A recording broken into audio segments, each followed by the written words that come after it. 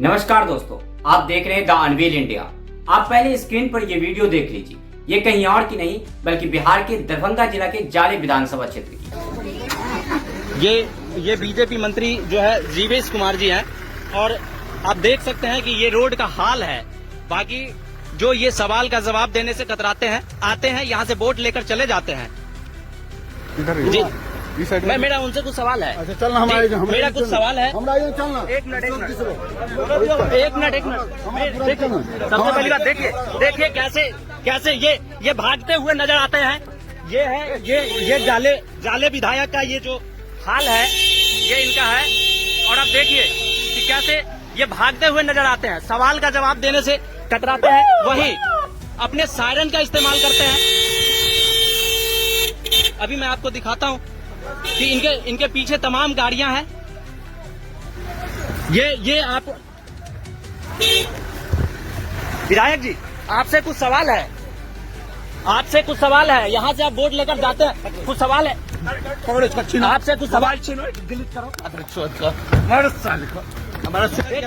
ये वीडियो देखने के बाद आपको समझ में आ गया होगा, अगर नहीं आया है तो मैं आपको बताता हूँ। दरअसल एक लोकल पत्रकार दिलीप दिवाकर सैनी के द्वारा जाले विधानसभा क्षेत्र से भाजपा विधायक और वर्तमान में बिहार सरकार के नगर विकास मंत्री जीवेश मिश्रा से सवाल किया जाता है।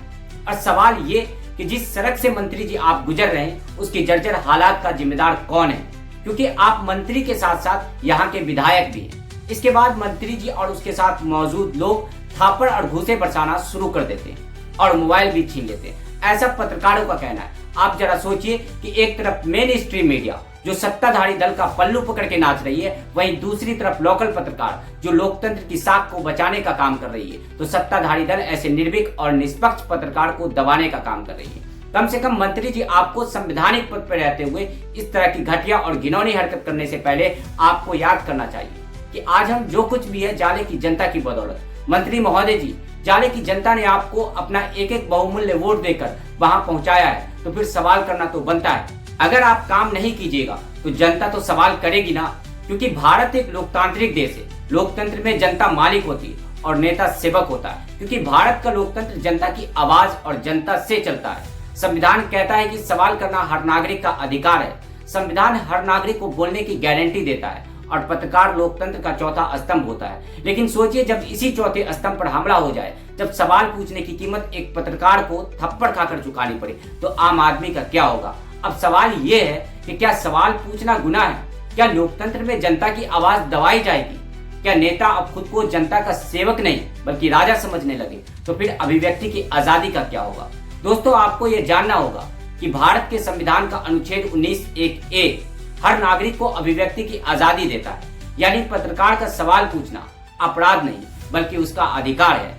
आपका सवाल करना कोई अपराध नहीं बल्कि आपका अधिकार है। चुनाव का मतलब यही है कि जनता सवाल करेगी और सत्ता जवाब देगी। लेकिन जब सत्ता सवाल से डरने लगे, जब सत्ताधारी दल के द्वारा पत्रकारों की आवाज दबाने की कोशिश की जाए, तो ये लोकतंत्र पे सीधा हमला है और यह तानाशाही की शुरुआत है।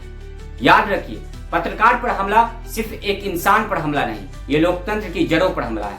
आज पत्रकार को थप्पड़ मारा गया, कल आम आदमी की आवाज भी कुचली जा सकती है अगर ऐसी हालात रही तो। इसलिए हमें वोट करने से पहले एक बार सोचना होगा और वोट करना होगा लोकतंत्र के लिए, संविधान के लिए, अभिव्यक्ति की आजादी के लिए, शिक्षा के लिए, रोजगार के लिए, अपने अधिकार के लिए, पलायन के लिए, अच्छी स्वास्थ्य व्यवस्था के लिए, अच्छी मूलभूत सुविधाएं के लिए। अगर आपको हमारी यह वीडियो सही लगी हो तो वीडियो को like, share, follow and subscribe करना न भूलें। मिलते हैं फिर नए वीडियो में किसी नए टॉपिक के साथ। शुक्रिया।